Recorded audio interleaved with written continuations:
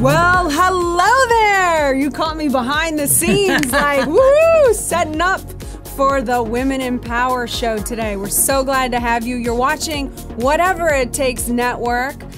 This is Katrina Campins. I'm Elena Cardone. We're so excited today because we have Kerri Kasem here joining us from, where are you today, Kerri? Los Angeles?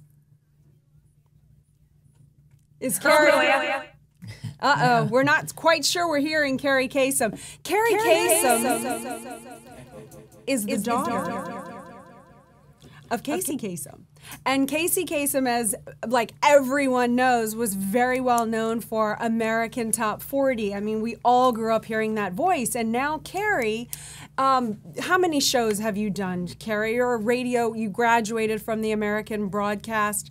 Yeah, your bio is insane. I was reading it last night, and it's one show after another. I know. So my question, Kerri, are you with us yet? Yes. Can you hear me? Yes. Yay. Okay. Are you Good. in Los Angeles right now?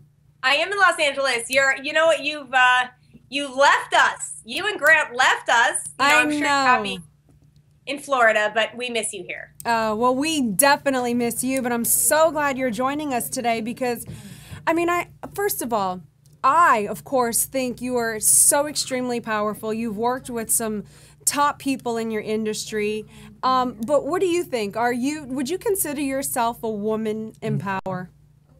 Absolutely. You know, if I didn't think I was a woman in power, there's no way I could have done the things I have done in the last few years, especially this last year.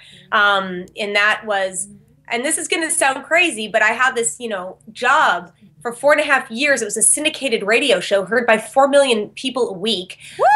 We were only getting bigger and bigger. We were all over, FM, on XM, on iHeartRadio. Is this with Nikki Sixx?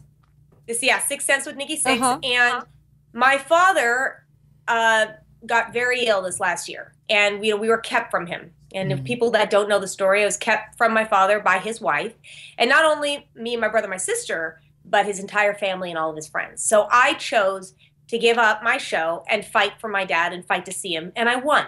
So I did not know until I was in it how powerful I was, because I took on a very, I'd say an adversary I'd never had before. Yeah, because you became an activist. Yeah. Yeah. But it takes those challenging situations to be able to push outside your comfort zone to find out that you had a greater purpose, which was, because I read a lot about you last night and watched the videos, and I couldn't even imagine being in that position where you're not allowed to see a loved one. I mean, it just has to be so incredibly difficult given your relationship with your father. It was. And my dad always turned negatives into positives, and he always fought for the underdog and he fought for what was right, even if it wasn't the popular thing to do. So I thought, you know what? I went public with this. I talked about this on air, on TV, and I started getting letters, hundreds of letters from people going through my exact same situation. I just got the chills. Me too. Yeah. I said, I could go after this one person that's doing this to my family and me. I could help all the families that are going through this. And I chose to, say, I'm going to create a bill. I'm going to do whatever it takes. And I'm going to get a bill passed so this doesn't happen to any other families. And now I have that bill in 5 different states. And it's called the Visitation Bill, correct?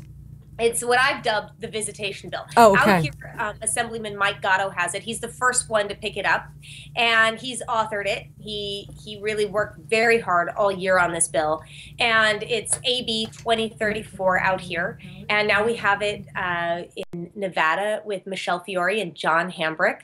We have it in Chicago with Senator Menard.